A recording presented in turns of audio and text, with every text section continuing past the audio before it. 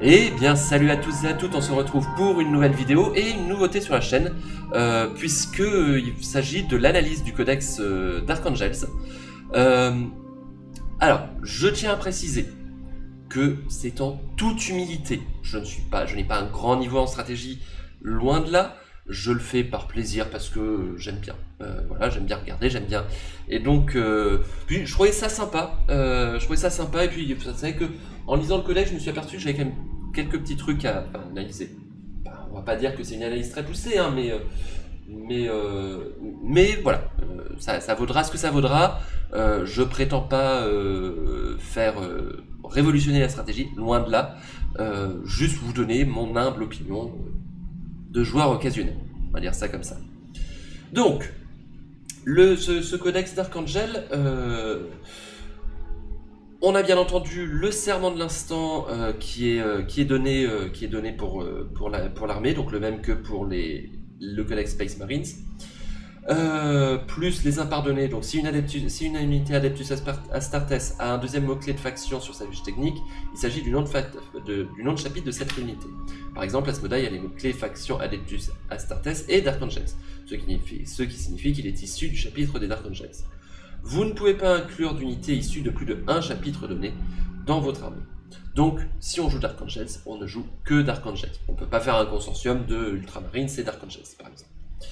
Les règles de cette section vous présupposent que les unités Adeptus Astartes de votre armée sont issues du chapitre des Dark Angels, mais peuvent également servir à représenter n'importe quel chapitre successeur, comme ceux décrits dans la section d'historique de ce livre, voire un chapitre de votre aventure. Toutefois, les joueurs souhaitant recréer fidèlement le chapitre des Dark Angels sur la table de jeu ne doivent inclure les héros épiques Dark Angels seulement si leur collection est censée représenter le chapitre de la première fondation. Ézéchiel est le maître archiviste des Dark Angels, par exemple, non celui d'un de ses chapitres successeurs.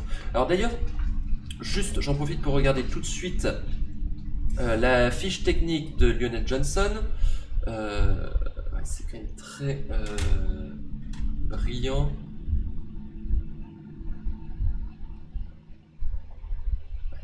Je vois quasiment plus rien, par contre vous êtes toujours ébloui.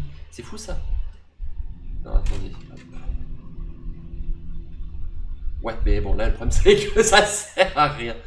Tac, allez, on va faire ça comme ça, ça me semble pas si mal. Ah, par contre, je vais peut-être fixer, faire une petite pause, peut-être fixer quand même configurer la vidéo, le focus automatique, parce que là, il m'a pas l'air bon.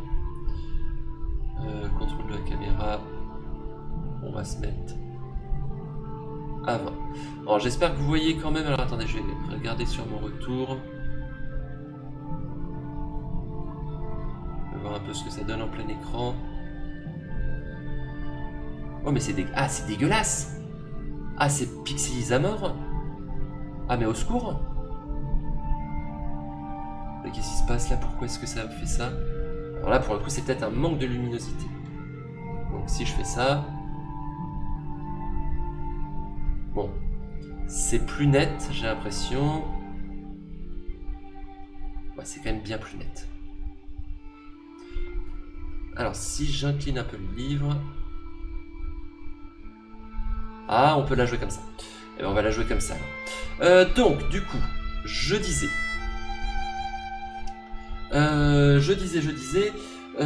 au niveau des mots-clés, c'est un héros épique, Lionel Johnson. Mais du coup, se pose la question, parce que dans le lore, c'est clairement dit qu'il mène régulièrement les chapitres successeurs à la bataille. Est-ce que cette règle s'applique? Bon, bref. On a ensuite donc les règles de la Ravenwing. Les unités Adeptus Astartes suivantes gagnent le mot-clé Ravenwing si elles sont issues du chapitre des Dark Angels. Les unités montées et les unités véhicules qui auront le mot-clé Vol.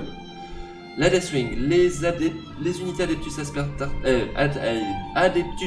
suivantes gagnent le mot-clé Deathwing si elles sont issues du chapitre Dark Angel.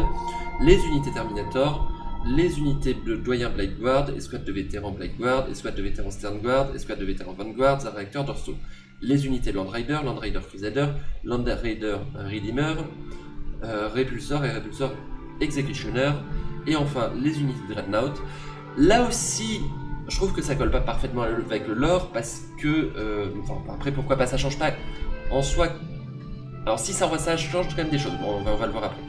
Mais très clairement, il est dit que un Dreadnought ne fait pas forcément partie de la première compagnie. Que seuls certains Land Raiders sont réquisitionnés pour la première compagnie. Bref. Donc, on a le premier détachement qui est la force opérationnelle d'impardonné, qui est celle qui est sortie avec la V10. Je vais pas trop revenir dessus puisque il me semble qu'il n'y a pas tellement de changements par rapport à ce que j'avais vu avant. Après, j'avais pas bien regardé, mais j'ai pas vu de changement majeur. Après, pareil, vous me direz si je me trompe. Mais en gros, pour résumer, ça va être un détachement qui va jouer beaucoup sur les tests d'ébranlement.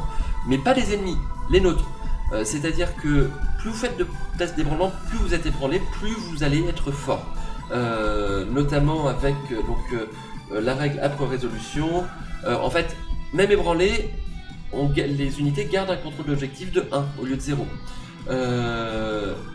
Et il y a plein de stratagèmes qui vont permettre, par exemple, l'armure du mépris ça change pas, la fureur des impardonnés. Donc il y a un effet de base. Les armes dont sont équipées les figurines de votre unité ont l'aptitude touche fatale. De plus, si une ou plusieurs unités Adeptus Astartes de votre armée sont actuellement ébranlées jusqu'à la fin de la phase, à chaque attaque d'une figurine de votre unité, un jet de touche non modifié de 5+, réussi cause une touche critique. Donc voilà, c'est-à-dire qu'en fait on va avoir des bonus supplémentaires au stratagème si l'unité cible une autre unité de l'armée, parfois là on voit que c'est une autre unité soit ébranlée, pour que ça fonctionne. Donc ça peut être... Alors, en vrai les bonus sont sympas, mais ils sont assez situationnels. Ou alors, il faut prendre une... Ouais, je sais pas. Ça peut être très fort face à des armées qui déclenchent de multiples tests d'ébranlement. Par exemple, contre du tyrannide, ça me semble pas mal. Mais sinon, ça me paraît un petit peu situationnel. L'ébranlement... Bon, après, l'ébranlement est pas rare non plus. Mais je sais pas. Je suis pas sûr que ce soit si... Bon, ça reste sympa. De toute façon, le principe d'être ébranlé et de pouvoir avoir un contrôle d'objectif à 0, il reste cool. En gros, ça s'adapte à l'essentiel des forces Astartes. Alors moi, le détachement que j'aime beaucoup et que je pense que je vais jouer, c'est le cercle intérieur. Donc, on a la cible vouée. Au début de votre... Donc ça, c'est la règle de détachement. Au début de votre phase de commandement, choisissez un pion d'objectif jusqu'au début de votre prochaine phase. Donc ça veut dire que ça change à chaque tour déjà. Ce pion d'objectif est votre pion d'objectif voué. À chaque attaque d'une unité d'infanterie d'Aswing de votre armée qui cible une unité à portée de votre pion d'objectif, ajoutez 1 au jet de blessure. Donc déjà de base, la règle de base, si on a un scénario, enfin une règle de scénario qui nous demande de prendre un objectif, c'est vachement fort, parce que du coup ça veut dire que cet objectif là en fait, on va avoir plus 1 au jet de blessure, ce qui est vraiment pas mal. Et on va revenir après sur les autres optimisations. Il y a plein d'autres choses qui vont se jouer dessus. Donc, les optimisations pour les figurines Deathwing seulement, le champion de la Deathwing. Les armes de mêlée dont est équipé le porteur ont l'aptitude touche fatale, et à chaque attaque de mêlée du porteur, s'il a porté de votre pion d'objectif voué, donc toujours cette histoire de pion d'objectif voué, une touche critique est causée sur un jet de touche non modifié de 5+. Donc sur à 5+, touche critique. Juste ça. Déjà, c'est bien, sachant que... il touche beaucoup. Hein, on y reviendra sur les touches de Terminator de la Deathwing, mais ça touche. Ça touche, pareil pour les héros de la Deathwing. Tu mets ça à Belial, non, tu peux pas mettre ça à Belial, mais tu mets ça sur un capitaine armure Terminator de la Deathwing. Ça touche bien, ça touche bien.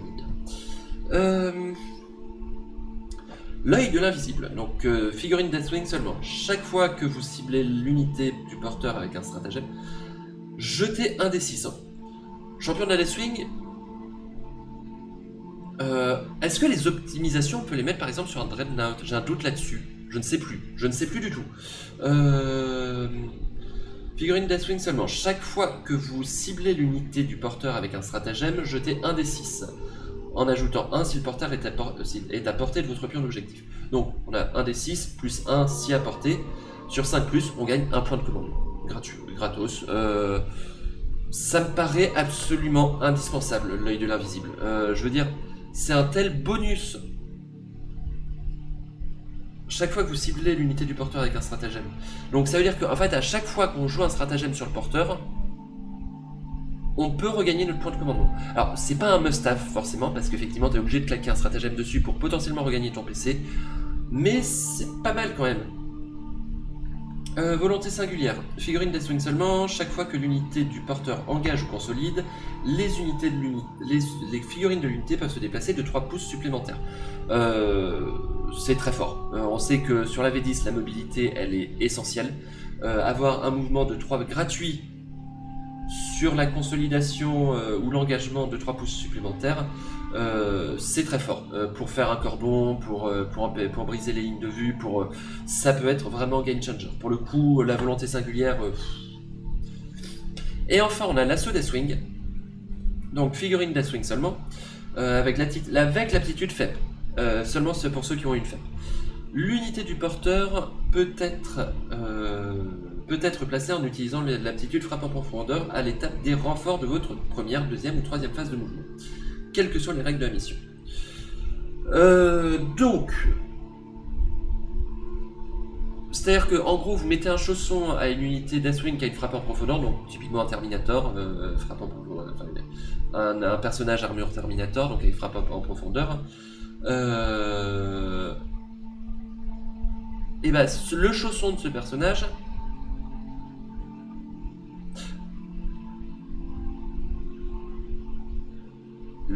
ah oui, non, bah non, parce que le chausson, non, je crois que j'ai mal compris cette règle. Ça marche pas sur les chaussons, si. Ah, j'ai un doute là, du coup. Ou alors c'est champion d'unité qui... Mais non, parce que si champion d'unité a FEP, il n'y a aucun champion d'unité qui a... Ça peut marcher que sur les personnages, ce truc. Parce que j'ai pas souvenir de... Oui, non, forcément. Parce que voilà, les chevaliers Deathwing, ils ont tous FEP, les Sweat Terminator, ils ont tous FEP aussi. Ah, ça permet de se libérer des contraintes de tour, ce qui est fort, ce qui est très fort, d'accord.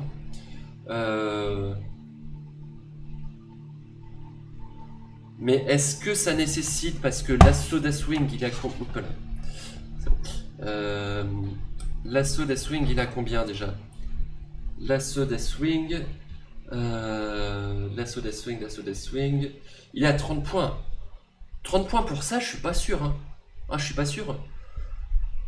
Autant l'œil de l'invisible à 10 points, bah ouais, sympa. La volonté singulière, 20 points, ok. Champion de la Deathwing, 15 points, ok. L'assaut Deathwing, je suis pas sûr que je pense que c'est un peu overpriced. Bah dites-moi ce que vous en pensez, Alors, donc, en stratagème, on a l'armure du mépris, hein, le grand classique Space Marines de toute façon. Donc, je rappelle, hein, ça a des grades de 1, la peinée d'armure. On a ensuite la maîtrise martiale. Donc, unité infanterie Deathwing de votre armée qui n'a pas été choisie pour combattre à cette phase. Jusqu'à la fin de la phase, à chaque attaque de figurine de votre unité, relancez tout jet de blessure de 1. Donc, relance des 1. Relance des jets de blessure de 1. Si votre unité est à portée de votre pion d'objectif, vous pouvez relancer le jet de blessure en entier. Donc, le relance des 1 de base c'est fort, c'est déjà un bonus qui est bien fort pour un point de commandement. Et si à portée de l'objectif, on peut relancer l'intégralité du jet. Donc tous les dés ratés sont relancés. C'est très très fort, encore une fois sur une unité de chevalier Deathwing, c'est monstrueux. Franchement c'est monstrueux. Parce que je rappelle que les Totors ils tapent à 2+, hein, ils touchent à 2+. Donc autant dire que ça permet de fiabiliser énormément sa phase de combat. Ensuite on a le devoir jusqu'à la mort. Donc phase de combat, juste après qu'une unité ennemie a choisi sa cible, l'unité Deathwing qui a été choisie comme cible d'une ou plusieurs attaques de l'unité attaquante. Jusqu'à la fin de la phase, chaque fois qu'une figurine de votre unité est détruite, si la figurine n'a pas combattu à cette phase, jetez un des 6 en ajoutant 1 si votre unité est à portée de votre pion d'objectif. Donc un des 6 plus 1 si à portée de l'objectif, oui. Sur 4+, ne retirez pas la figurine détruite du jeu, elle peut combattre après que l'unité attaquante a résolu ses attaques, puis elle est retirée du jeu. Donc en gros, typiquement, vous faites charger par une unité que vous savez qui va vous défoncer. Des unités qui défoncent des unités Deathwing, il n'y en a pas beaucoup non plus. Après ça peut être sur un tir massif, ou... bah non, c'est phase de combat, donc non, c'est que ce... Donc voilà, vous faites charger, vous êtes pris par plusieurs unités en même temps. Vous savez que vous allez subir de l'attrition, bah vous claquez le devoir jusqu'à la mort, et vous pouvez quand même riposter. Donc c'est pas mal.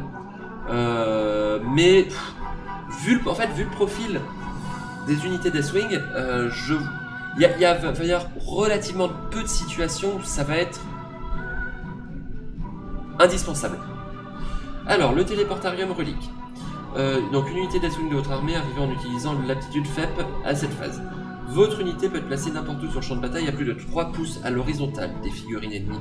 C'est excessivement fort. Jusqu'à la fin de votre tour, l'unité n'est pas éligible pour déclarer une charge. Alors certes, on ne peut pas charger en arrivant, mais rendez-vous compte, 3 pouces de l'ennemi, on peut pas charger, par contre on peut tirer.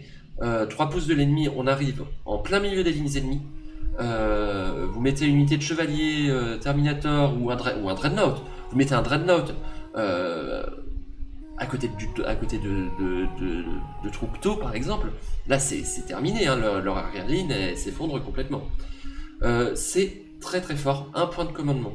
Un point de commandement, c'est pas cher. Franchement, très très fort le téléportarium relique. Enfin, je trouve en tout cas. Encore une fois, je ne prétends pas être un maître en stratégie. Alors, la colère du lion. Votre phase de charge, une unité infanterie Deathwing de votre armée qui vient de finir un mouvement de charge. Donc, vous chargez. Qu'est-ce qui se passe? On choisit une unité ennemie à portée d'engagement de votre unité. Et on jette un D6 pour chaque figurine de l'unité. En ajoutant 1 au résultat si l'unité ennemie est à portée de votre pion. Donc, un D6 plus 1. Pour chaque résultat de 4+, potentiellement 3+, si à portée de l'objectif voué, l'unité ennemie subit une blessure mortelle. Gros impact de charge, sachant qu'à ce moment-là, on est toujours sur la Deathwing, donc du Terminator, du Vétéran Sternguard, etc. Du Terminator. On va retenir du Terminator, parce que vraiment, je l'imagine jouer avec du Terminator, ça. Avec la Deathwing Assault, la boîte Deathwing Assault. Donc, mettons votre pack de 5 Terminator, il charge sur une unité. Donc, une unité, c'est souvent... oui, pour chaque figurine de votre unité. Ouais. Il charge sur une unité. C'est potentiellement 5 blessures mortelles. En stat, on va avoir quoi? On va considérer qu'on est à portée de l'objectif voué, puisque c'est le but hein, de ce détachement, c'est toujours d'optimiser avec l'objectif voué. Donc on est sur du 3+, donc du 3+, ça fait du 60% à peu près de proba. 60% une blessure mortelle. Donc 3 blessures mortelles en moyenne en stat. C'est bien, et on n'a pas encore commencé à taper. On est déjà à 3 blessures mortelles. 3 blessures mortelles, pour rappel, Lazarus il est à 5 hein, de PV. Les Terminators, ils sont à 3. Voilà, 3 blessures mortelles, ça fait un Totor qui dépop. Si vous chargez une unité de Totor du chaos par exemple. Donc ouais, c'est bien, un Terminator en moins, avant même d'avoir commencé à taper, je pense qu'on dit oui. Et enfin, on a le courage incomparable. À la phase de tir adverse, juste après qu'une unité ennemie a choisi ses cibles. Donc l'unité ciblée. Jusqu'à la fin de la phase, à chaque attaque ciblant votre unité, sa caractéristique de force de l'attaque est supérieure à la caractéristique de votre endurance. Soustrayez 1 au jet de blessure. Donc moins 1 pour blesser si la force est supérieure à l'endu. C'est sympa, c'est plutôt sympa, mais je trouve que c'est pas si fort que ça non plus. Bon, ça permet d'atténuer l'attrition sur une phase de tir qu'on sent. Surtout, alors, en fait, ce qui peut être intéressant, c'est si votre adversaire déclare des tirs multiples, vraiment, il a décidé que votre unité de Totor, je réfléchis toujours en Terminator, hein, là, sur il voulait plus l'avoir à cet endroit-là, il concentre ses tirs dessus, là, ça devient vraiment intéressant. Autrement, bon. Ensuite, on a Compagnie des Trackers, donc ça, c'est la Ravenwing. On a donc les maîtres de la manœuvre. Unités de votre armée sont éligibles pour tirer un tour où elles ont avancé ou battu en retraite. Donc vraiment, on est sur de la mobilité, on avance, on tire, on bat en retraite, on tire. C'est du harcèlement, le but c'est pas d'aller au contact, c'est d'arroser l'adversaire. Et les unités Outrider gagnent le mot-clé ligne. Potentiellement ça peut avoir quelques intérêts, ça reste à la marge. Donc, les optimisations, l'arme de maître, les figurines Ravenwing seulement, les armes de mêlée dont est équipé le porteur ont l'aptitude précision. C'est toujours agréable le bonus précision sur une figurine. Ça fait jamais de mal. C'est à combien de points déjà ?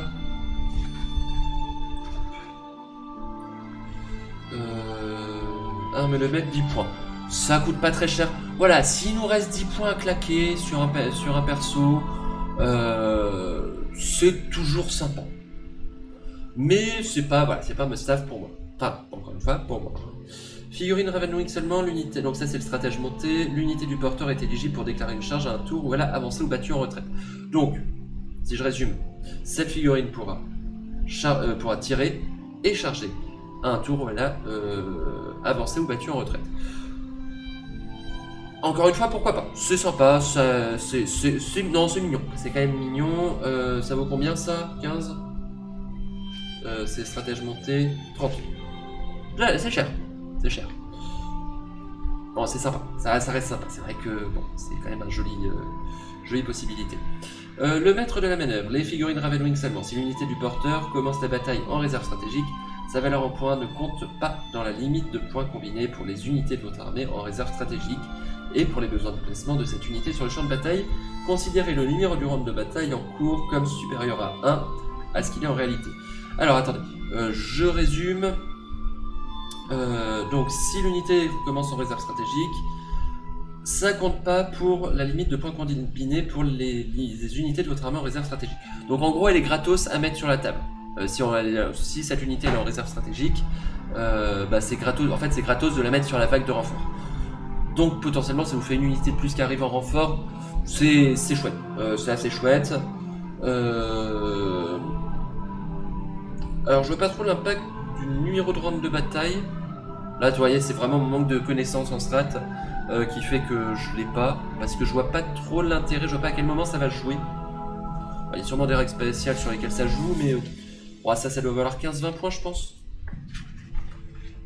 Maître de la manœuvre 15 points.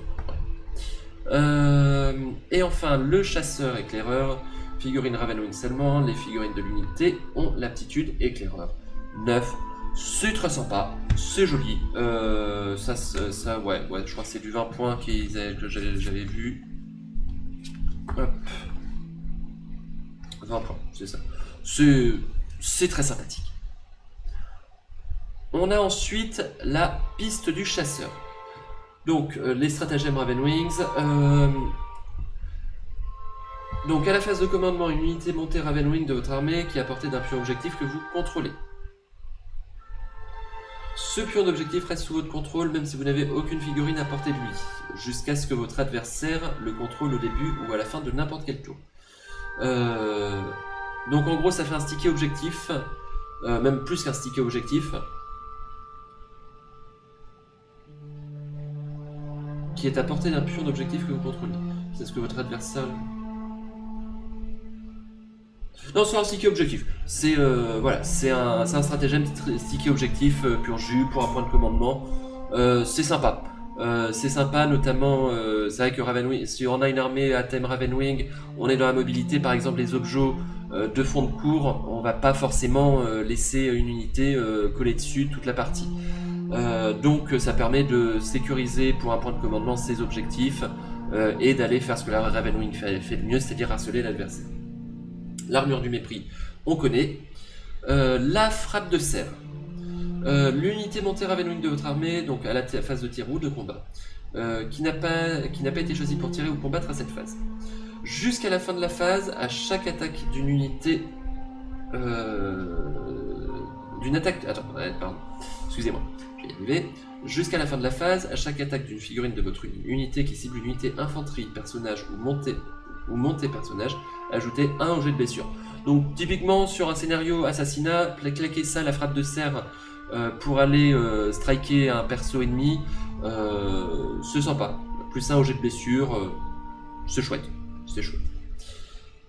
C'est pas très cher, un point de commandement, franchement pour atteindre un objectif. Pour moi, il faut vraiment le jouer sur un objectif genre assassinat ou enfin ce genre de choses. Enfin, sur une mission assassinat ou ce genre de choses. Donc la mort portée par le vent. À votre phase de tir, une unité Ravenwing de votre armée qui vient de tirer. Choisissez une unité ennemie qui a été touchée par une ou plusieurs de ses attaques. Cette unité ennemie doit faire un test d'ébranlement. Ce faisant, si une ou plusieurs unités Ravenwing de votre armée sont à 6 pouces de cette unité ennemie, soustrayez 1 à ce test. Donc, en gros, test d'ébranlement sur une unité, donc typiquement pour lui enlever le contrôle d'un objectif. Et -1 si nous on termine notre phase de tir à 6 pouces de l'ennemi. Manœuvre à haute vélocité, quand donc à la phase de tir adverse, juste après qu'une unité ennemie a choisi ses cibles. Une unité Ravenwing de votre armée qui a été choisie comme cible d'une ou plusieurs attaques de l'unité attaquante. Et donc ce qui se passe, c'est que jusqu'à la fin de la phase, chaque fois qu'une attaque cible votre unité, soustrayez 1 au jet de touche. Donc -1 au jet de touche pour sauvegarder un petit peu, on va se prendre, on sait qu'on va se prendre. C'est un petit peu la même chose que le courage incomparable de la Deathwing, sauf que là c'est sur le jet de touche plutôt que sur le jet de blessure. C'est bien, c'est un stratagème sympathique. Donc unité la représailles rapide. À la fin de la phase de combat, unité Ravenwing qui n'est pas à portée d'engagement d'aucune unité ennemie. Retirez votre unité du champ de bataille et placez-la en réserve stratégique. Ça permet à une unité de sortir de table pour revenir en renfort au tour suivant. C'est fort, c'est très fort. Et surtout qu'il n'y a pas de limite de bord de table, c'est-à-dire que même si votre unité, juste elle n'est pas engagée, elle est au milieu de du board, et vous pouvez du coup, paf, l'enlever pour la faire revenir au tour suivant. C'est assez fort. Donc, moi j'aime beaucoup le cercle, la force opérationnelle du cercle intérieur. Je trouve que tout le sel de ce livre d'armée, enfin, bon, la Ravenwing est sympa. Ça doit être relativement dur à maîtriser, mais sympa. Bon. Lionel Johnson, 365 points, si je me trompe pas. Lionel Johnson, 365 points, tout à fait. Il est cher, il est fort, il est beau, il sent bon le sable chaud. Donc, qu'est-ce qu'on a? Donc, l'affiche en elle-même. On est sur du Primark, hein, alors, là vous voyez pas, là vous voyez. Donc 8 de mouvement, 9 d'endurance, 2 à la sauvegarde, 3 à la sauvegarde invue, 10 PV, 5 de commandement, 4 de points de contrôle. Bon, c'est bien, hein, c'est bien, je veux dire, on est bien, on est sur une bonne fiche stat déjà. Donc qu'est-ce qu'il a accès? Il a accès à quoi? Il a accès à l'arme Luminis, il a accès à Féal. Et sa règle spéciale, donc Primarque de la première légion, en gros il va choisir entre une de ces 3 à chaque tour, à chaque début de tour, à la phase de commandement, il va choisir une des aptitudes qui va durer pendant tout le tour. Donc on a une fois par tour que votre adversaire cible une unité de son armée avec un stratagème, mais avant de résoudre les effets de ce stratagème, si l'ennemi est une unité, bref, condition, vous gagnez un point de commandement et l'unité doit faire un test d'ébranlement. En cas d'échec, ce test, outre le fait que l'unité est ébranlée, les effets de ce stratagème ne sont pas résolus. C'est très fort. Salut Finibar, comment vas-tu? C'est très fort, tous les secrets révélés, c'est vraiment très fort. En gros, l'unité cible va faire un test d'ébranlement. Si elle échoue son test d'ébranlement, en plus elle va devoir, le stratagème va être perdu. Un point de commandement dans le vent. Sans compter que nous, ouais, je m'attaque à l'analyse d'armée. Sans compter que nous on gagne un point de commandement. Donc on fait perdre potentiellement un point de commandement à l'adversaire. Nous on en gagne un. C'est très fort. La deuxième aptitude, c'est le parangon martial, qui est une aura. Tant qu'une unité Adeptus Astartes est à 6 pas de cette figurine, à chaque attaque de mêlée d'une figurine de l'unité, ajoutez 1 au jet de touche. Donc plus 1 au jet de touche pour toutes les unités à 6 pas. J'ai reçu mes livres d'armée Old World, j'avais craqué, bouquin top. Ah, cool ça. Cool. Et avec la vibe un peu nostalgique. Donc 1 au jet de touche pour toutes les figurines autour de Lionel. Bon, bah écoutez, juste une surprise, aucune unité nommée. Ah ouais, d'accord. Bah c'est chouette, j'ai envie de dire, c'est juste chouette. C'est bien. C'est bien, donc pour son écran notamment, enfin pour son chausson. Nul n'échappe au guetteur, tant qu'une unité adaptée est à 6 pouces, les figurines ont l'aptitude insensible à la douleur. Donc un feel no pain à 4+, c'est fort aussi, c'est juste très très fort le feel no pain 4+, sur toutes les unités à 6 pas. Contre les blessures mortelles. Non, c'est bien. Sans oublier le bouclier de l'empereur qui renvoie une partie des dégâts et les skirts de Dark Angels. Donc qui confère l'aptitude agent solitaire. Bah, c'est très très bien. Ça vous le mettez dans un chausson de Terminator d'assaut ou de compagnon du cercle intérieur, pourquoi pas. Bah, ça fait un peu le café, hein. Ça fait beaucoup de choses. Non, il est très bien Lionel Johnson. Moi je le trouve très très fort. Alors, bon, il est cher, hein, 365 points, mais bon, rien que pour le charisme, 200 points, donc bon, hein, on l'autorise. Ah, mais bon, même à 500, je le joue, donc... Les compagnons du cercle intérieur, on a donc un joli profil de Space Marines, amélioré, 3 PV, sauvegarde à 3+, pas de sauvegarde à vue, bon, un peu dommage.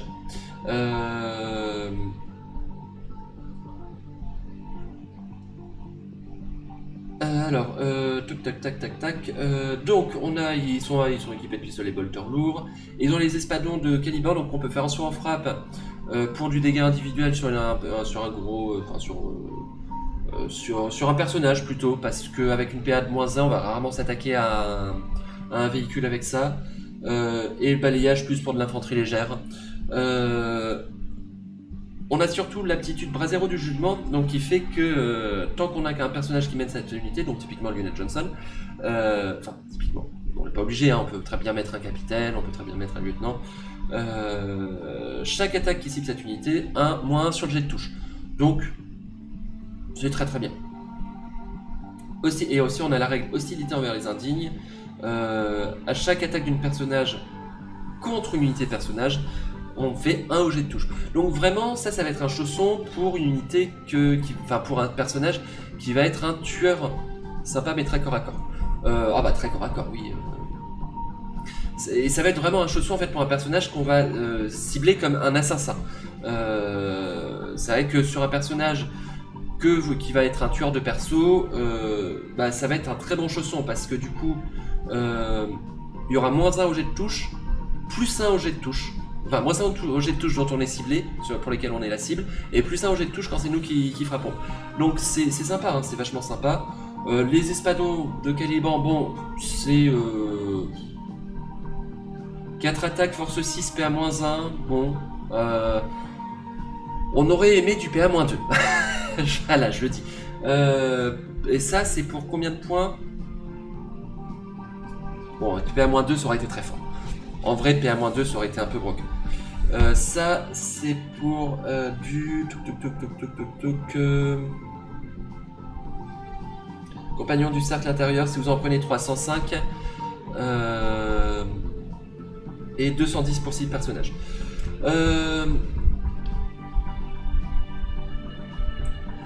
C'est ça, en fait leur pénétration d'armure va être... En fait, s'ils vont vraiment se servir de chausson, ils vont pas tellement faire de dégâts, ils vont juste booster le personnage qu'on accompagne. Par exemple, Lionel Johnson, qui tape déjà sur du 2+ à la touche, c'est pas mal, mais est-ce que du coup ça a un intérêt d'avoir un +1 au jet à la touche, sachant que de toute façon toujours un échec, je suis pas sûr. Un capitaine Terminator, bon, par exemple, si on prend, là on est aussi sur du 2+, 3+, 2+. Il faut chercher un personnage qui tape pas sur du 2+. C'est un intérêt défensif. Le -1 à l'attaque, enfin le -1 à la touche, il est vachement sympa. Ça, c'est vrai. Ça va être un joli chausson défensif. Mais du coup, je pense que ça sert pas à grand chose de les mettre par 6. Si ce n'est de les faire durer un peu plus longtemps, mais pour 210 points, c'est un peu cher. Pour moi, il faut les jouer par 3 autour d'un personnage qui serait peut-être un peu fragile défensivement. Par exemple, je regarde là un petit peu.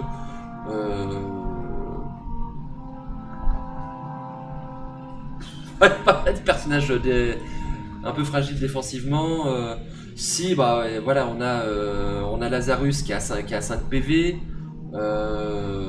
Éventuellement Asmodai. Vous savez que pour Asmodai, ça a un peu de sens. Il a une sauvegarde à 3+. Ça peut être sympa de gagner un petit peu de tanking supplémentaire. C'est ça. C'est vrai que si tu as en face un personnage qui réduit les jets à la touche, parce que mine de rien, il y a quand même pas mal de règles qui font ça, bah, ça peut être sympa de l'avoir quand même, la règle du +1 à la touche. Après, voilà, bon, c'est pas non plus par 3. Moi, je les jouerai par 3, pas par 6. Je vois pas trop l'intérêt par 6. Donc, on a Azrael, le grand maître du chapitre, donc qui a le cours du lion en Voltaire. Donc arme anti-infanterie 4+, blessure dévastatrice, tir rapide 1. 2 attaques, force 8, PA -3. Ça cogne quand même, hein, parce que on est sur du 2+, pour toucher, force 8, PA -3. Ça fait des trous, hein. Alors, dégâts 2 seulement. Ça va pas faire des gros trous, mais ça fait quand même pour gratter un personnage, pour gratter un type un châssis du genre Dreadnought, etc. Avant de l'engager avec des Terminators par exemple, ça peut être vachement sympa. Une fois découverts sans invu, ils vont être vaporisés. C'est vrai qu'ils n'ont pas d'invu. C'est un peu dommage, je trouve qu'ils aient pas d'invu. Mais le but, peut-être, ça va être du coup de pas les mettre à découvert, en gros, de faire en sorte qu'ils soient quasiment toujours au corps à corps. PA -3 et -4 quand même. Ah oui, non. Là, je parle de gratter, je parle juste de l'arme de tir. Hein. J'ai pas encore parlé de l'arme de mêlée. Donc l'épée des secrets, donc force 6, PA -4, dégâts 2. Encore une fois, ça fait pas du gros dégâts. Mais 6 attaques dégâts 2, c'est bien. 6 attaques dégâts 2 à PA -4, y a pas grand chose qui va en sortir indemne, quoi. Ça va pas forcément one shot un châssis, mais ça va quand même. Ça va quand même bien taper. Donc, tant que cette figurine mène une unité, les armes dont sont équipées les figurines de l'unité ont l'aptitude touche soutenue 1. Ça, c'est un gros bonus. On le met dans un beau chausson, même pas forcément de Terminator. Hein. Là, on peut mettre juste une escouade de... Ah bah attends, c'est marqué d'ailleurs. D'ailleurs, on peut pas le mettre dans une escouade de Terminator. Donc...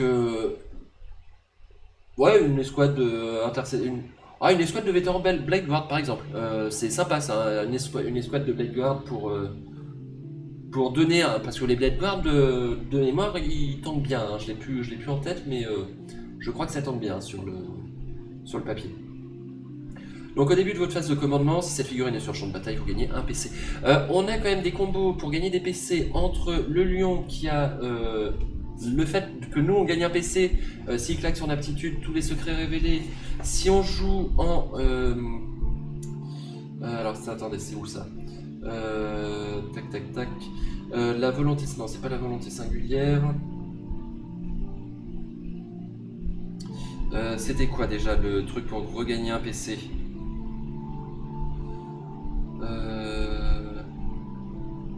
Non, je dois confondre avec autre chose. Non, ou alors attendez.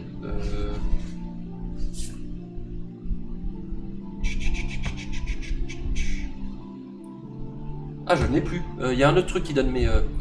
Azrael, il est pas très cher en plus, je ne sais plus à combien il est. Je vais regarder ça. Azrael, 105 points.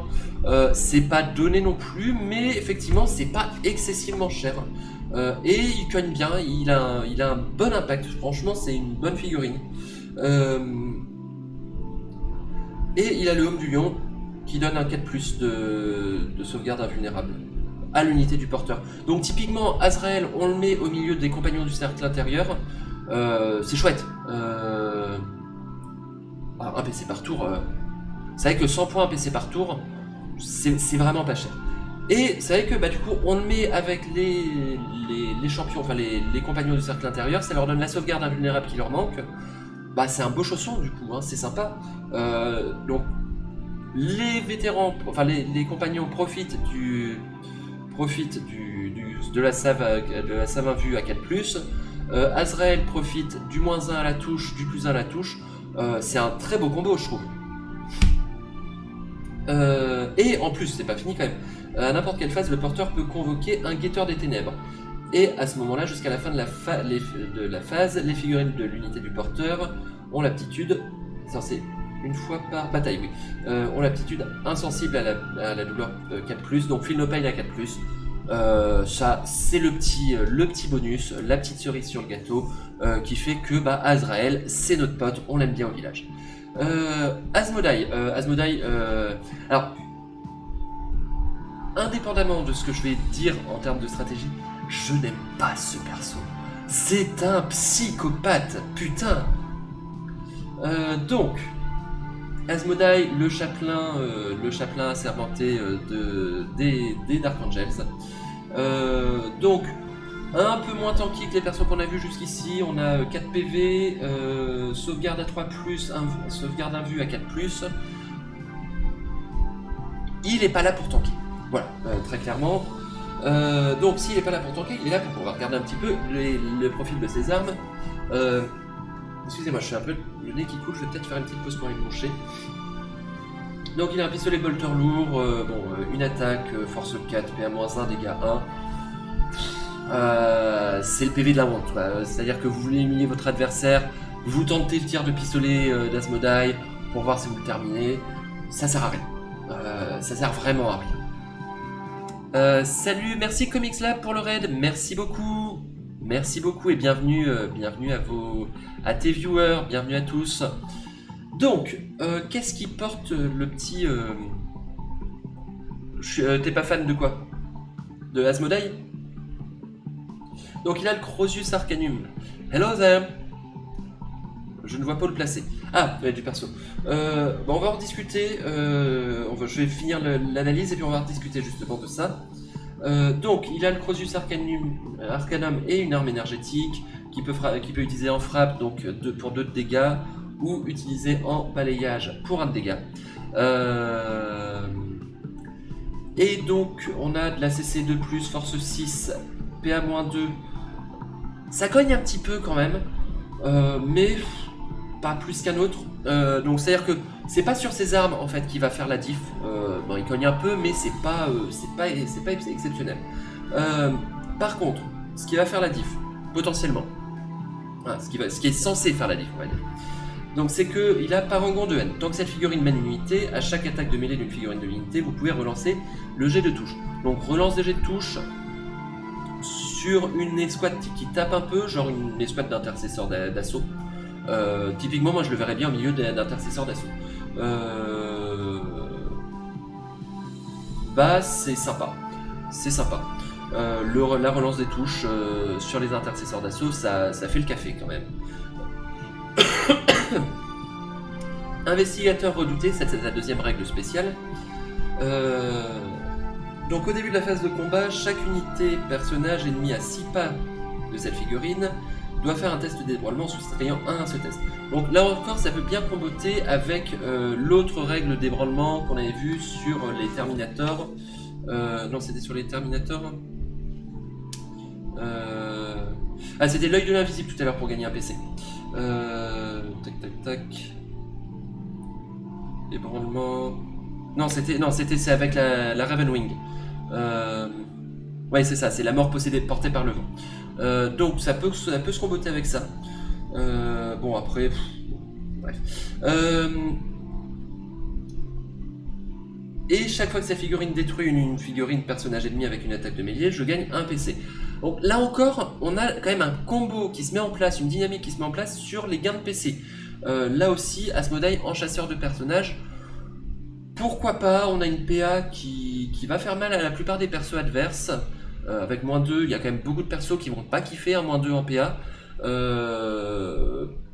Avec 5 attaques en dégâts 2, ça fait potentiellement ça fait potentiellement 10 dégâts par phase de combat, avec son chausson en plus. Enfin, potentiellement, ça c'est dans le meilleur des cas, on sait très bien que ça ne sera jamais 10 dégâts par tour. Mais oui, il a un potentiel quand même de tueur de perso, qui va comboter avec des raids qui vont nous faire gagner des points de commandement, qui peut être sympa. En vrai, voilà, c'est chasseur de perso, encore une fois, c'est tueur de perso. On a ensuite Bélial. Bélial qui pue la classe, hein. Faut pas se mentir, Bélial il pue la classe. Bon, pas autant que... J'ai terminé de monter d'ailleurs mon Assault Deathwing. Pas autant que Lionel Johnson. Et j'ai terminé de peindre Lionel Johnson. J'ai terminé aujourd'hui, je vais vous le montrer en fin de live. Donc, il a un Bolter Storm anecdotique. Voilà, anecdotique, le Bolter Storm. Force 4, PA 0, dégâts 2. Bon, hein, c'est pour faire de la gratte sur l'infanterie légère. On aime bien, mais c'est pas ça qui fait le perso. Bon, on a quand même 6 PV endurance 5, sauvegarde à 2+, un vue à 4+. C'est bien, hein, c'est bien, c'est quand même bien, c'est un bon petit châssis de perso. Et on a surtout l'épée du silence. Donc l'épée du silence, là je parle de l'équipement. L'épée du silence qui a 6 attaques, force 6, PA-2, dégâts 2. Ça cogne, hein, ça commence à cogner sévèrement. 6 attaques, force 6 en PA-2. On tape sur du 2+, on le rappelle. Avec potentiellement des relances D1, avec la règle, je ne sais plus, les relances D1. Voilà, la maîtrise martiale, hein. C'est bien, hein, c'est bien, maîtrise martiale. Voilà, typiquement, ma maîtrise martiale sur Bélial, on dit oui, on dit oui. Donc c'est le grand maître de la Deathwing. Il a frappe en profondeur, hein, on n'oublie pas. Tant que cette figurine mène une unité, à chaque attaque d'une figurine de l'unité, si une touche critique est causée, l'attaque à l'aptitude précision. Donc il donne précision à chaque touche critique de son unité, sachant qu'on a des choses qui donnent automatiquement touche critique. Tac tac tac, c'était quoi déjà la touche critique?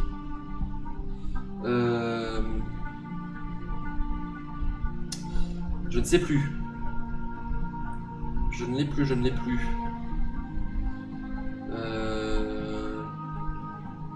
Non, c'est pas ça. Je vais sur de 1. Ça doit être là. Ah, je ne sais plus. Je vais retrouver, hein, je vais retrouver.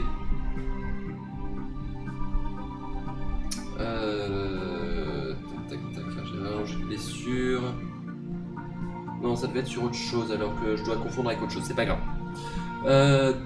Mais bon, l'aptitude précision, on aime bien, c'est toujours agréable. Ensuite, on a les ripostes punitives, donc qui fonctionnent un peu comme le bouclier du lion finalement. À chaque attaque de mêlée qui cite cette figurine, après que l'unité attaquante a résolu ses attaques, jetez 1 des 6 jusqu'à un maximum de 6 des 6 par unité. Pour chaque 4+, l'unité attaquante subit une blessure mortelle. Donc 50% de chance de faire subir une blessure mortelle pour chaque attaque subie par le personnage. Bah c'est sympa, je veux dire ça... T'as pas envie de l'engager au corps à corps en fait. Tu te dis ouais mais à chaque fois que je le tape, je vais me faire cogner dessus. Non, t'aimes pas. Donc non, Bélial, vous le mettez dans un écrin de juste de Terminator, pas forcément de chevalier de la Deathwing. Il est bien, hein, il est au chaud. Ensuite on a Ézéchiel, donc le maître archiviste, donc qui a un pistolet. Et donc il a effacement de la mémoire, qui est un feu sorcier, donc blessure dévastatrice, précision et psychique. Force 6, PA-2, D6 dégâts.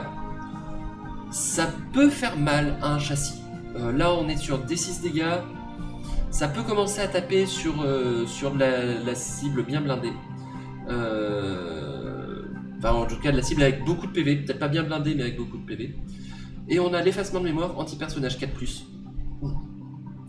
Blessure dévastatrice, à risque, précision, psychique. Donc là aussi on a du 6, -2, des 6.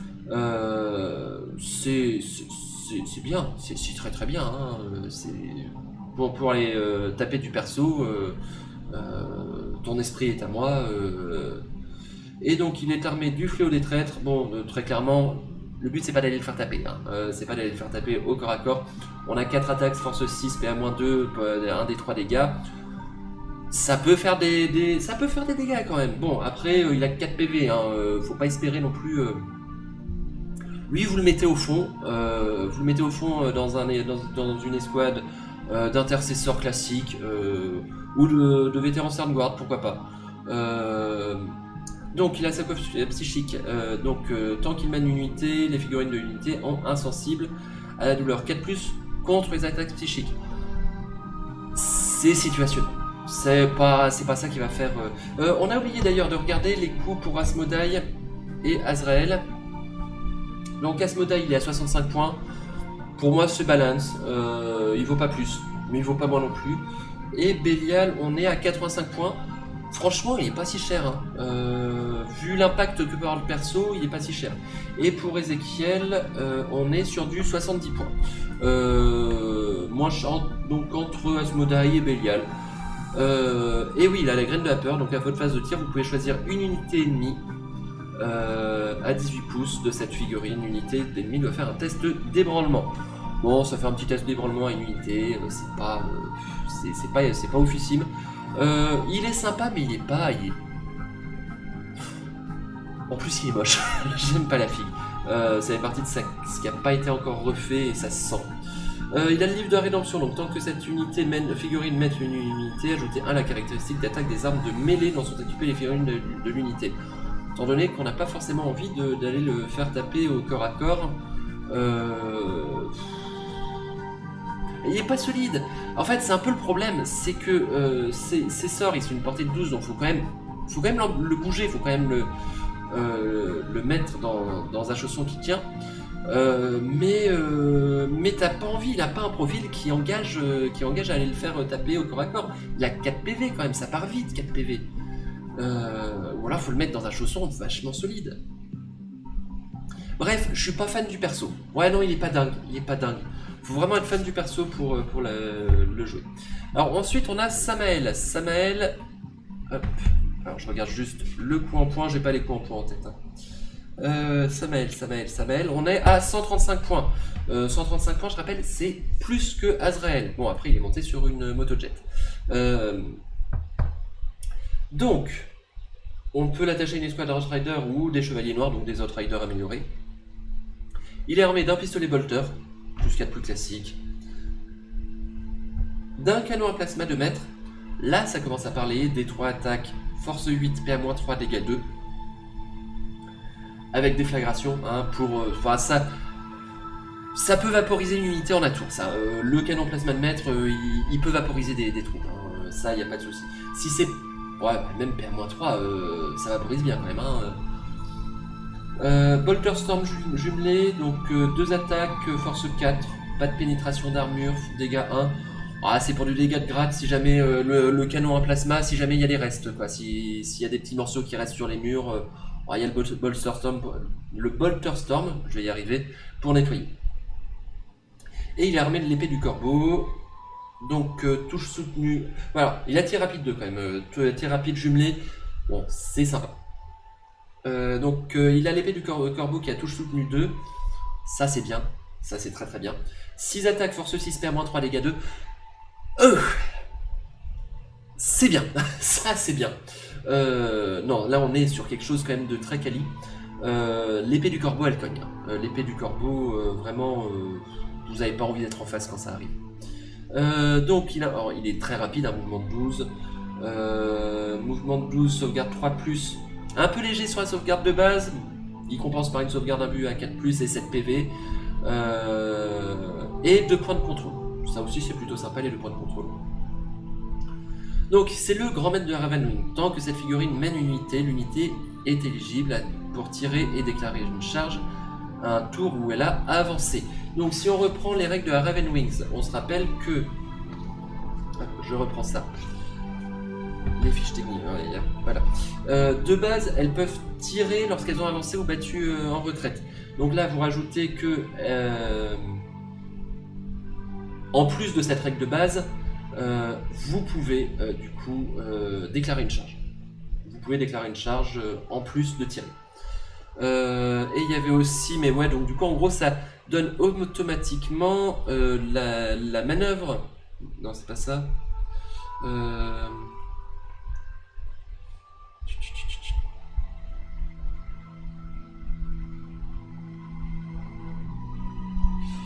Maître de la manœuvre, c'est ça. Si l'unité du porteur commence... Non, c'est pas ça. C'est ça, c'est le stratège monté. En gros, il a le bonus stratège monté de base. Donc le bonus stratège monté qui est à 15 points, 20 points, je sais plus. Stratège monté, 30 points. 30 points. Donc on a de base cette amélioration à 30 points. Donc ce qui explique déjà en partie les 135 points. Couper tout échappatoire. Chaque fois qu'une unité ennemie à portée d'engagement de l'unité de cette figurine est choisie pour battre en retraite, les figurines de l'unité ennemie doivent faire des tests de fuite désespérés comme si leur unité était ébranlée. Ce faisant, si l'unité ennemie est déjà ébranlée par d'autres moyens, soustrayez 1 à chacun de ces tests de fuite désespérés. En gros, pour finir une unité qui est pas en forme, qui est ébranlée, c'est très très fort. En gros, ça va la détruire quasiment à coup sûr, ou en tout cas à réduire la menace de cette unité à quasiment rien. Parce que soustrayer 1 à chacun des tests de fuite désespérés, c'est fort. C'est fort, c'est fort.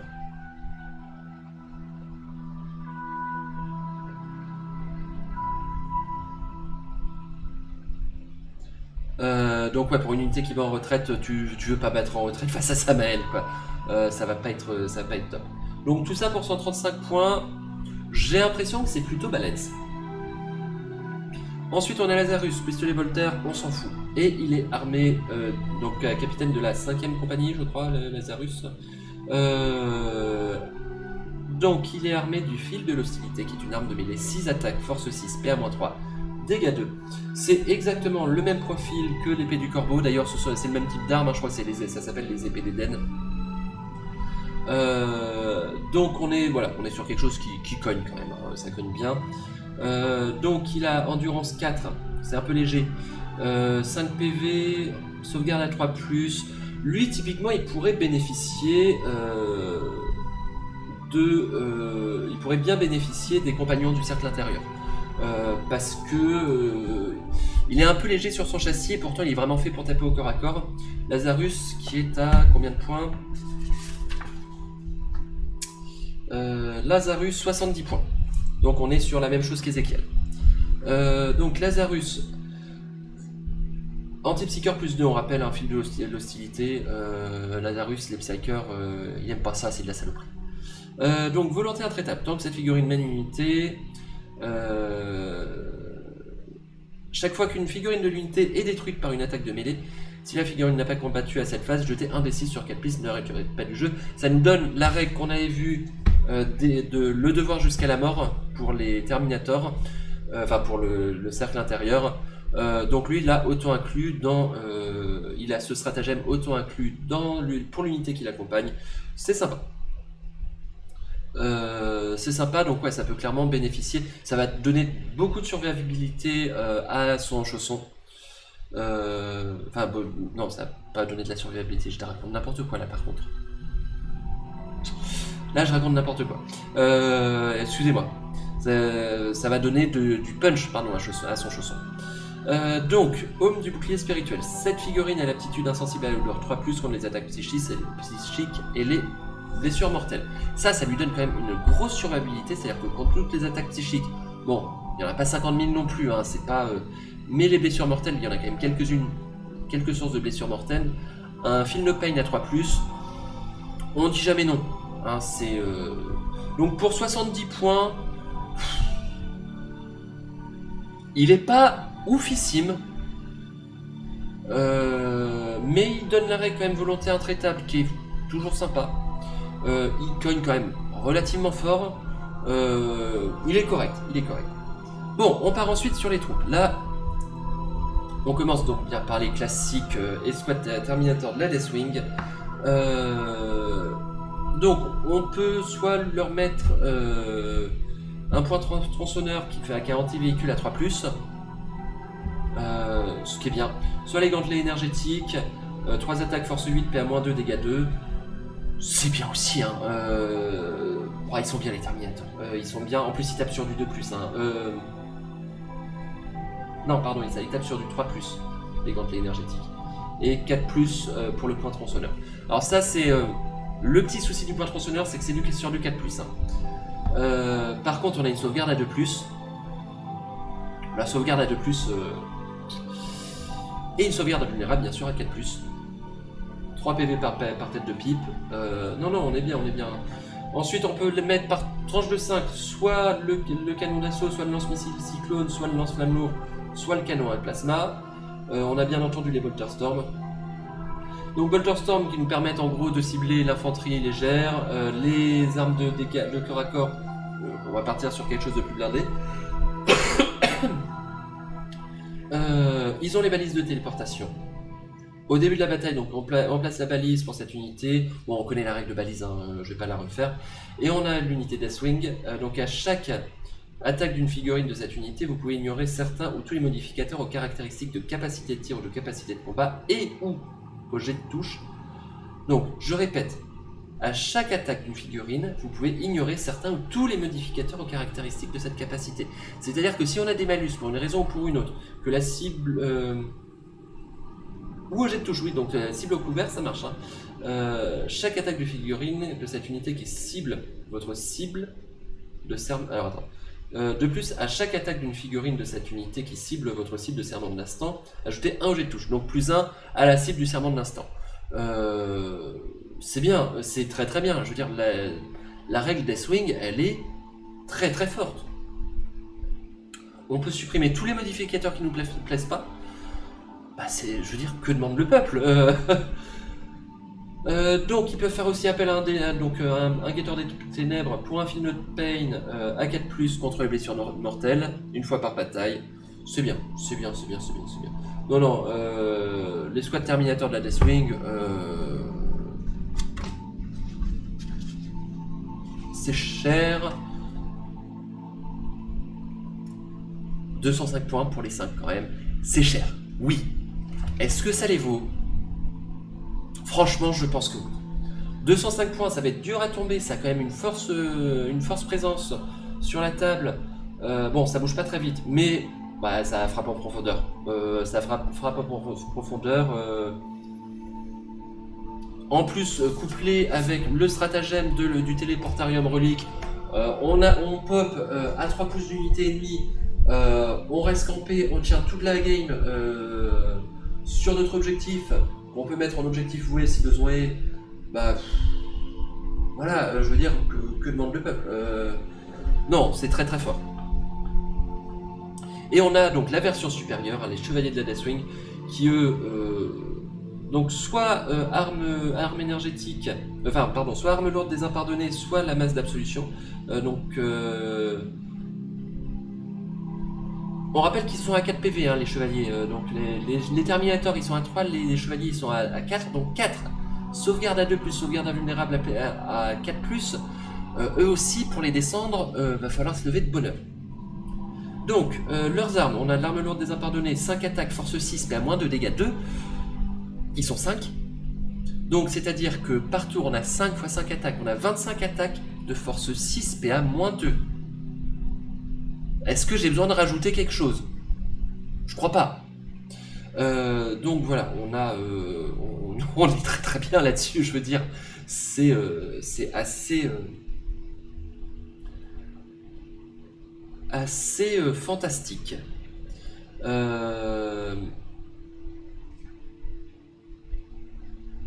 Donc, ah oui, non, pardon, l'arme lourde des impardonnés, excusez-moi, c'est juste pour le sergent, pour le maître chevalier. Je disais des bêtises. Bon, bah, ça fait que 5 attaques. Mais donc, les autres, ils ont la masse d'absolution. Ouais, c'est ça. Ils ont leur masse d'absolution, 4 attaques, force 6, PA-1 seulement. Bon, c'est toujours un petit peu de PA, c'est toujours bien. Dégâts 2. Donc, du coup, on va avoir 16 attaques. Force 6, si ils sont par 5, si on les joue par 5. Donc, 16 attaques, force 6, PA-1, dégâts 2. Bon, ça cogne quand même bien, hein. Faut pas se mentir, ça cogne quand même bien. Après, on peut remplacer leur masse d'absolution par une arme énergétique. Donc à ce moment-là, on gagne une attaque, mais on perd un dégât. Je vois pas trop l'intérêt.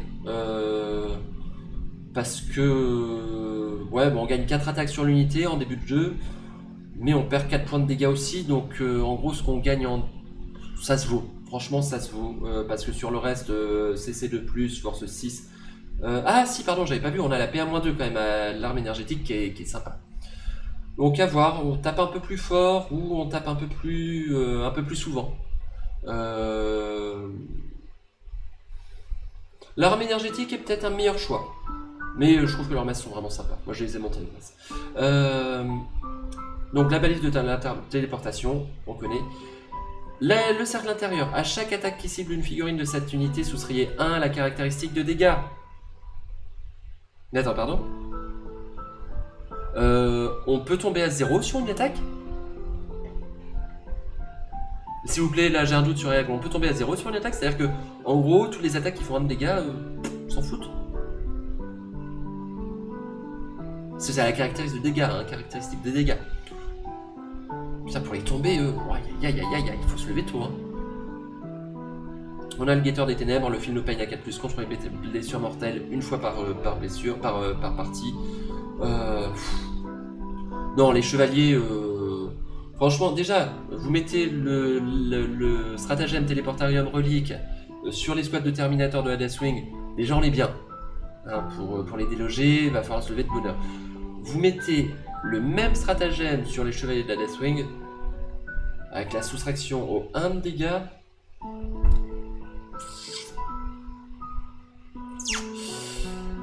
C'est indémontable, hein, le truc.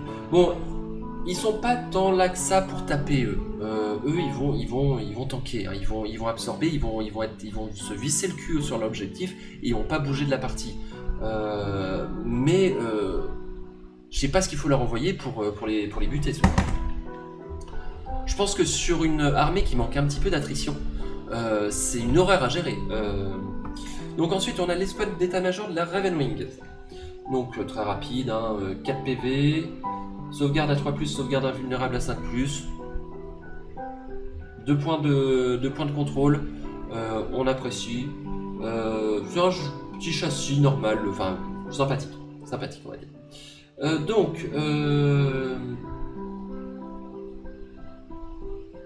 Tac. On a donc un champion, un apothicaire et un doyen de la Ravenwing, qui sont dans cette unité. Le champion, il a le pistolet bolter, laser plasma, l'arme énergétique. Excusez-moi, l'arme énergétique de maître. Et chaque autre figurine, il a arme de mêlée de chevalier noir, on y reviendra, serre à plasma et pistolet bolter. Donc le pistolet bolter, on s'en tape. Et on peut remplacer une serre à plasma par le lance-grenade. Donc le lance-grenade qu'on connaît, hein, soit la déflagration, soit la craque, avec un D3 de dégâts, force 9, PA-2, c'est sympa, ça fait mal. On a la serre à plasma, donc soit standard en tir rapide 1, soit surcharge à risque tir rapide 1. Donc ce qui change, c'est la force et la PA et les dégâts. Donc en normal, on a force 7, PA-2, dégâts 1.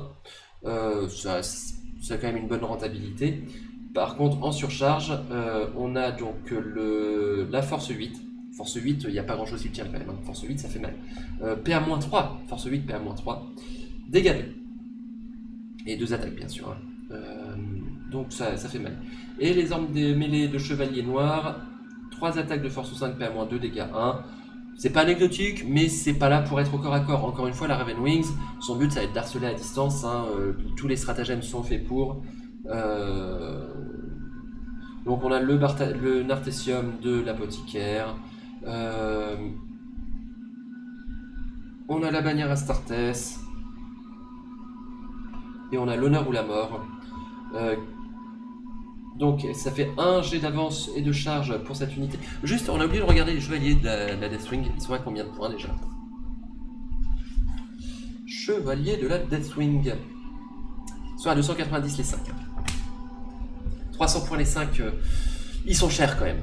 Mais on va en jouer qu'une. On en jouera une par armée. Mais En fait, tout va s'articuler autour de cette figurine qui va pas bouger, ou très peu, mais tout va s'articuler autour. Donc oui, donc le champion, donc, tant que cette unité inclut un champion, ajoutez 1 au jet d'avance et de charge pour cette unité, et vous pouvez cibler cette unité avec le stratagème intervention héroïque pour 0 point de commandement.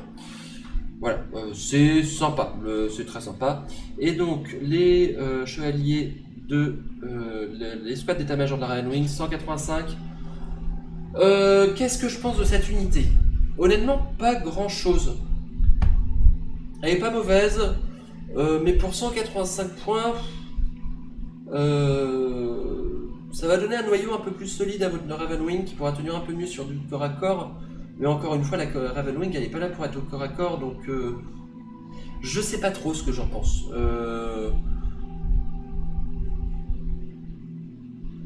Elle me semble pas mauvaise, mais j'aurais vu un peu moins cher peut-être. Donc on a les chevaliers noirs ensuite de la Ravenwing, pardon. Même châssis que précédemment, sauf 3 PV au lieu de 4, mais sinon on est sur le même châssis. Donc avec les mêmes profils d'armes, donc ça ne change pas. On a donc le serment de l'instant comme d'habitude, et excusez-moi, hop, j'ai juste, voilà, on sera mieux comme ça. Donc on a l'aptitude chevalier de Caliban. Chevalier de Caliban, qu'est-ce que ça fait? Ça fait que chaque fois que cette unité est choisie pour combattre, si elle a fait un mouvement de charge à ce tour jusqu'à la fin de la phase, les armes de mêlée dont sont équipées les figurines de cette unité ont les aptitudes anti-monstre à 4+, et anti-véhicule 4+. Bon, c'est bien, mais encore une fois, la mêlée c'est pas leur point fort quoi.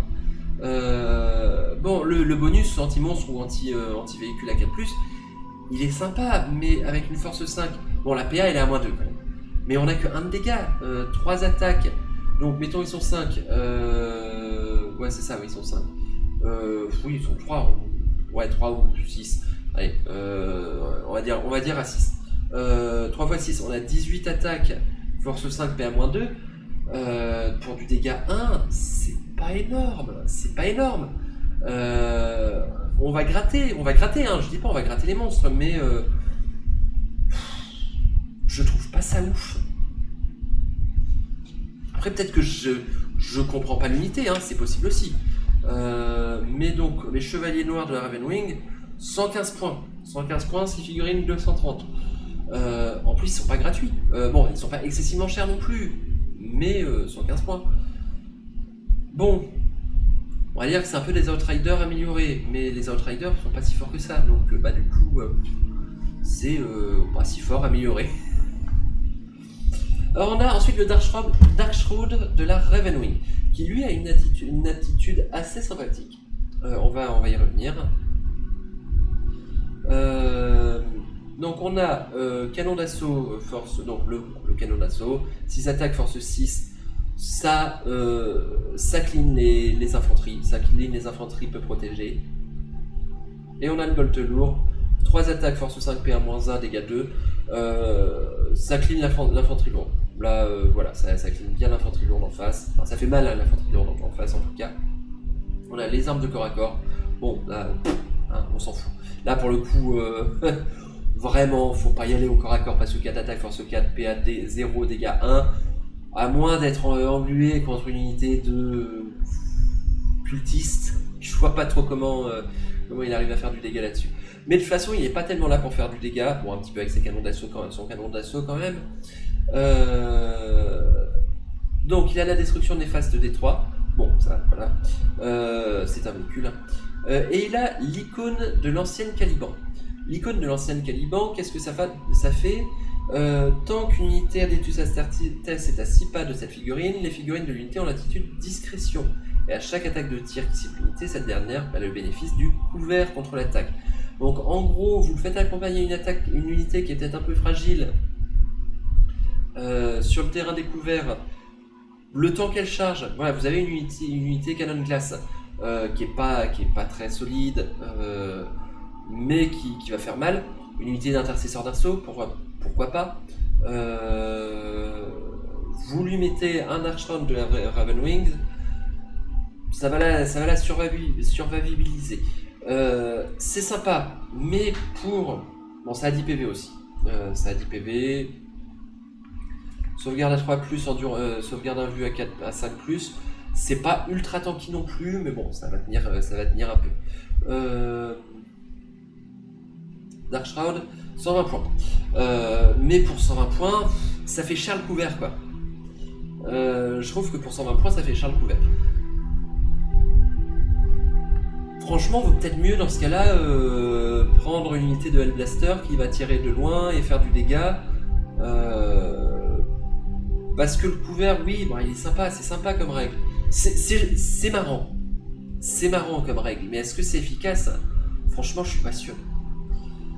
Ensuite, on a le Landspeeder Vengeance. Donc le Landspeeder Vengeance, qui a à peu près le même châssis, qui a exactement le même châssis que le Dark Shroud. D'ailleurs, de toute façon, c'est une seule figurine. Hein. Vous l'achetez, vous le montez en Landspeeder ou en Dark Shroud. Donc lui, il a canon d'assaut A avec blessure dévastatrice, bolter lourd, touche soutenue, batterie plasma storm, standard ou déflagration, ou surcharge. Donc, on rappelle, le canon d'assaut, on l'a vu juste avant, pour déchirer de l'infanterie légère, c'est très bien. Le bolter lourd, pour taper un petit peu sur de l'infanterie lourde, c'est sympa. La batterie plasma storm. La batterie plasma storm, qu'est-ce que c'est? C'est D6+1, une attaque, force 8, PA-2, dégâts 1, qui passe à PA-3, dégâts 2, force 9, en surcharge. Ça fait très très mal. D6+1, en espérance, on va dire... D6+1, ça fait 4 attaques.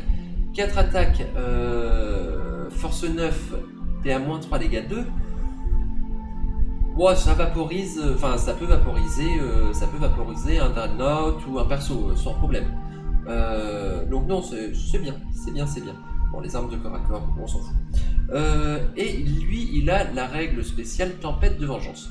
Tempête de Vengeance, ça fait quoi? Une fois par tour à la phase de tir adverse, quand une autre unité adepte de Astartes amie à 6 pouces de la figurine est détruite, une figurine de votre armée ayant cette aptitude peut l'utiliser. Mais attendez, je relis ça. Une fois par tour, quand une autre unité amie à 6 pouces de la figurine est détruite,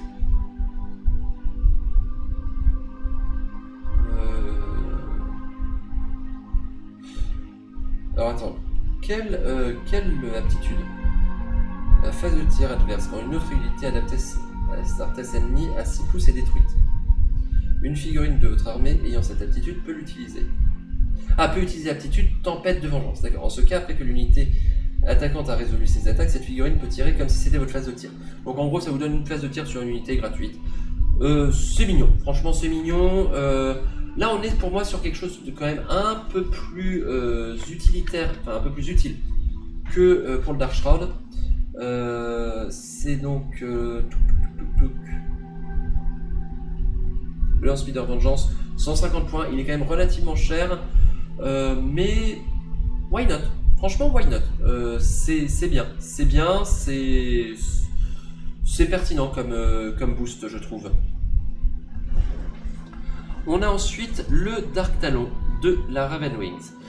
Donc oui, on sait que les aéronefs en V10, c'est pas ça, parce que ça n'a pas de point de contrôle. Ça n'a 0 point de contrôle. Question. On a sur le détachement, le premier détachement, le détachement de base de comment ça s'appelle, du codex. Oh, je vais y arriver, je suis vraiment fatigué. Si une unité est ébranlée, elle n'a pas 0 point de commandement, mais 0 point de contrôle, mais 1 point de contrôle d'objectif. Donc, est-ce que un aérodyne de ce détachement, s'il est ébranlé, est-ce qu'il gagne un point de contrôle? Alors, je pense que, clairement, non. Hein, la règle ne doit pas être faite comme ça. Alors, attends, est-ce qu'il y a quelque chose qui fait que... C'est une unité Adeptus Astartes. Remplacer la caractéristique de contrôle d'objectif de cette unité par 1 au lieu de 0. Il n'y a pas de restriction. Tel que je le comprends, la figue est belle, c'est déjà ça. Ouais. La figue, tel que je le comprends, un Aérodine ébranlé des Dark Angels, bah il peut avoir un point de contrôle. À moins que les Data Slides aient corrigé le tir. Ça je ne sais plus pour le coup. J'ai pas regardé suffisamment attentivement les Data Slides. Donc ça a 11 PV, sauvegarde 3+, sauvegarde à vue à 5+, 20 de mouvement, bon ça va partout. Endurance 8. Le châssis est mignon, mais bon, 0 point de contrôle, donc le châssis on s'en fout. Arme de tir, donc Cell Bolter Hurricane, 6 attaques, force 4, dégâts 1. Est-ce qu'on s'en fout? Oui. Le canon Rift, bon, tir rapide 6, jumelé. Bon. C'est sympa, en vrai, non, c'est le Bolter Hurricane il est mignon quand même. On a ensuite le canon Rift avec déflagration, blessure dévastatrice. D3 plus une attaque, force 16, PA-4, 3 de dégâts. Bon, lui, le canon Rift, alors, il a une faible portée, mais il a la possibilité d'annihiler quasiment tout. On est à 2 attaques, enfin, pas annihiler parce qu'il lui faudra 2 tours. Mais on est donc à 2 attaques en stats, 2 attaques force 16, PA-4. On est que sur de la CT3. Donc ça fait que 1 sur 2. Mais il y a moyen de faire des trous quand même. Hein. Blessure dévastatrice, déflagration, il y a moyen de faire quand même des très très gros trous. Vous avez une escouade de Terminator du chaos en face. Le canon Rift, ils vont pas kiffer par exemple. Bon, arme de véhicule blindé, même pas lire. Je vais même pas lire ça. Donc bon, ils ont des fonctions néfastes, stationnaires, serment de l'instant. Une fois par tour. Et ils ont la bombe à stase. Une figurine de votre armée ayant cette aptitude peut l'utiliser. Donc c'est une fois par tour, une seule figurine. Donc on peut pas lancer 2 bombes à stase si par exemple on a 2 Dark Talons. Pour quelle raison on voudrait avoir 2 Dark Talons? Je ne sais pas, mais bon. Une figurine de votre armée ayant cette aptitude peut l'utiliser après qu'elle a fini un mouvement normal. En ce cas, vous pouvez choisir une unité ennemie par-dessus laquelle elle s'est placée à cette phase. Donc en gros, il lâche une bombe. Cette unité subit D3 blessures mortelles et vous devez jeter un D6 sur 1-3. Cette unité ne peut pas avancer ni battre en retraite à la prochaine phase de mouvement adverse. Sur 4-6, elle doit rester immobile à la prochaine phase de mouvement. Alors pour ticker une unité ennemie, c'est sympa. En vrai, le Dark Talon, il a quand même des petits tricks qui sont marrants. Mais 0 point de contrôle, 0 point de contrôle en V10, c'est terrible. Et le Dark Talon, il coûte 200 balles. Enfin, il coûte 200 balles, il coûte 200 points. C'est ultra cher pour une figurine qui ne va pouvoir contrôler absolument rien. Donc, alors vraiment à vérifier parce que mon truc de l'ébranlement où tu gardes un point de contrôle, où tu gagnes un point de contrôle, est-ce que ça pourrait pas le viabiliser par contre? En vrai, je me pose la question. Donc le chasseur Néphilim, on a globalement le... C'est compliqué à jouer. C'est très compliqué à jouer et 200 points c'est cher. Pour 150 points, je dis pas, tu peux te faire un kiff et te mettre un Dark Talon. Ça a la capacité de cogner fort, ça a la capacité de... Ça a la capacité de ticker une unité mobile de l'adversaire, enfin une unité quelconque de l'adversaire, à un endroit et à l'empêcher de bouger pendant un tour. Potentiellement, en gros, tu refais des passages chaque tour, t'as la possibilité de la bloquer tous les tours. C'est une fois par tour, c'est très très fort. Cette règle, elle est très très forte. En gros, on peut bloquer une unité sur toute la game. Enfin, ou en tout cas, une unité par tour sur toute la game. Potentiellement, ça a le potentiel de le faire. Donc, le chasseur Néphilim, même châssis que le Dark Talon. Donc lui, de quoi il est équipé? Il est équipé du Mega Bolter qui a touche soutenue 1, 10 attaques, force 5, PA-1, dégâts 2, ça cogne. Ça cogne très fort. 10 attaques de force 5, PA-, enfin ça cogne très fort. Non, ça cogne pas très fort. Ça cogne fort. C'est quelque chose qui va faire mal à beaucoup d'unités en face. Effectivement, on va pas le lancer contre un Land Raider et Glimmer. Je prends cet exemple au hasard. On a ensuite le missile Black Sword, anti-vol 2+. Bon, alors là, il faudrait déjà que votre adversaire joue les aérodynes. 2 attaques, force 8, PA-2, des 6 dégâts. Oui, bon, bah c'est de l'antivol, oui, c'est bien, c'est mignon, c'est joli. Bon, ça ne fait pas que antivol, bien sûr, mais la règle antivol, on s'en fout. Clairement, la règle antivol, vu comment dans la méta actuelle, de ce que j'en sais en tout cas, les aérodynes ne sont pas joués, qu'il est antivol, ouais, bah c'est bien, t'as une chaîne autour de la porte, mais à part ça, je vois pas l'intérêt.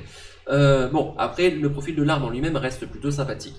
2 attaques, force 8, PA-2, D6 dégâts. Ça peut faire du mal à beaucoup de monde. On a les canons laser Nephilim, 48 de portée. Bon, ça touche tout, partout, tout le monde, tout le temps. 2 attaques, force 12, PA-3, D6+1. En gros, entre les missiles Black Sword et le canon laser Nephilim, ça peut annihiler une cible blindée quand même. Hein, parce qu'on a du -2, du -3. Il y a beaucoup de trucs qui vont pas kiffer, hein, qui va être obligé de passer sur une sauvegarde invulnérable ou. Donc non, c'est quand même très bien. C'est quand même très bien.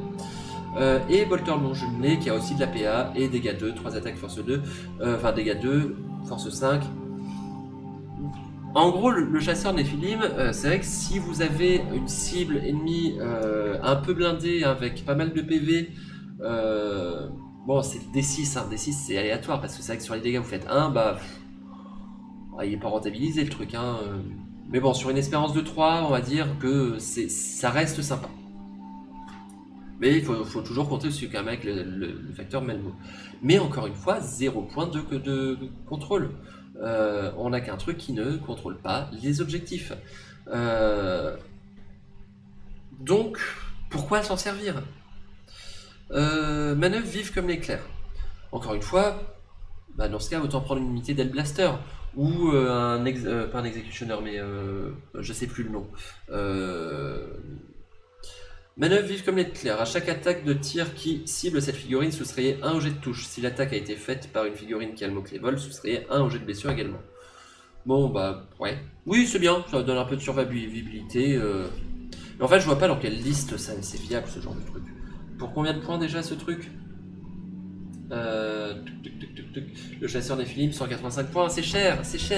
Pour un truc qui peut pas contrôler l'objectif, c'est trop cher. Et donc voilà où on a fait le tour, il me semble. Ah, j'ai eu peur. Je crois que j'ai rien oublié.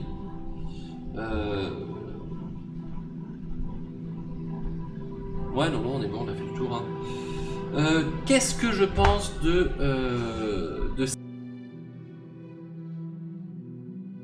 beaucoup le détachement du cercle intérieur, enfin de la Deathwing, que je trouve vachement sympa à jouer, qui a beaucoup de bonus qui se stack. En fait, il y a quand même pas mal de combos qui sont sympas, on l'a vu au fil de la discussion, enfin de l'analyse. Et c'est vrai que je trouve que le codex, enfin le détachement Deathwing, il est très bien. Alors j'ai pas, pour rester vierge, j'ai pas biaisé mon analyse. J'ai pas lu du tout d'analyse sur YouTube ou sur des forums ou quoi que ce soit. Je n'ai rien lu. Donc là, je vous donne mon analyse à chaud. J'ai reçu le livre jeudi. Je l'ai bouquiné un peu ce week-end. Pas entièrement. Par exemple, les profils des aérodynes, je les avais pas lus, pour être honnête. Pareil pour la Ravenwing, des Outriders, j'avais pas lu. Voilà. Mais il y a un gros potentiel sur les Terminators de la Deathwing. Vraiment, c'est des unités qui vont coller, qui vont faire mal, qui vont être ingérables pour beaucoup d'armées. Si une armée n'a pas suffisamment de létalité, je vois pas comment ils vont pouvoir se débarrasser des Terminators. Ça va vraiment être une plaie dans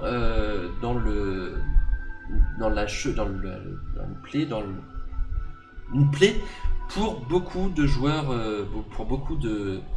Genre, je ne sais plus parler, voilà, je commence à être fatigué, là ça fait 1h29 qu'on fait l'analyse, j'ai rarement fait une vidéo aussi longue d'une traite, je pense que je vous la livrerai telle quelle. Bref, ça va être compliqué à gérer ces Terminators, en plus ils ont beaucoup de bonus, beaucoup de de stratagèmes qui vont s'appliquer à eux, franchement j'ai envie de les jouer. J'ai très envie de les jouer, les Terminators en stratagème Deathwing avec Belial. On fait TP les Terminators accompagnés de Belial sur un objectif à ennemis en plein milieu de leur base.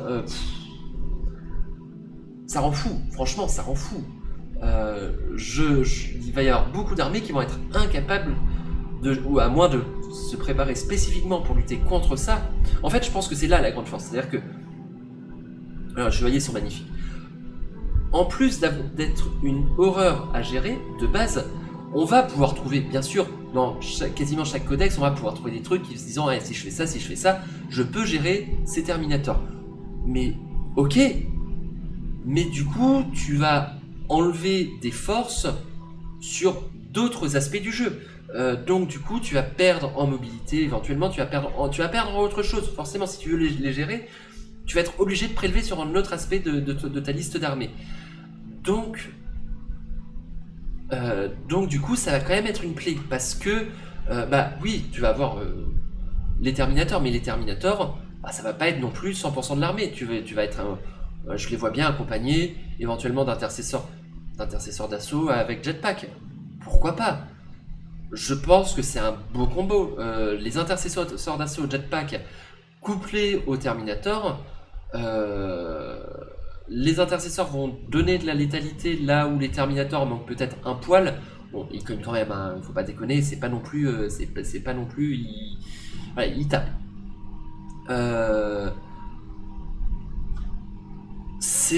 Ouais, ils me font baver, ils sont magnifiques, ils sont vraiment magnifiques. Donc ouais, non, ça va vraiment être très très bien. Alors je vais conclure quand même cette petite vidéo en vous montrant. Hop, le petit monsieur que j'ai fini.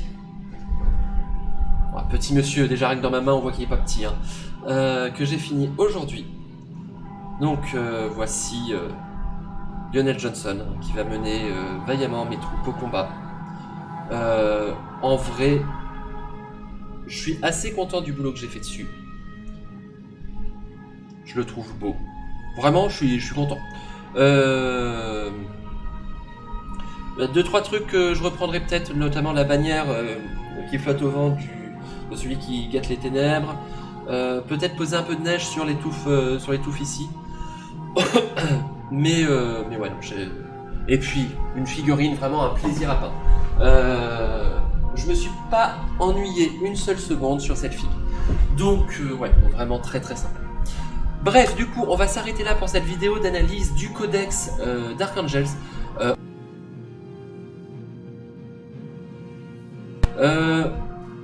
On regrette peut-être un petit peu l'aspect lore du codex qui est peut-être un peu léger à mon goût sur un chapitre aussi riche que ça. Mais bon, j'ai pris plaisir à lire tout ça et franchement j'aime beaucoup le détachement de la Death Guard, j'allais dire. De la Deathwing. Merde, je suis révélé, on sait que je suis un hérétique. Bref, YouTube, je vous fais des gros bisous, j'espère que cette vidéo vous aura plu. Si c'est le cas, n'hésitez pas à lâcher le petit pouce bleu, le petit commentaire. Et moi je vous dis à toutes et à tous, salut, bye bye. Et n'hésitez pas aussi à mettre en commentaire si vous voulez d'autres analyses stratégiques, aussi médiocres soient-elles. Salut, bye bye.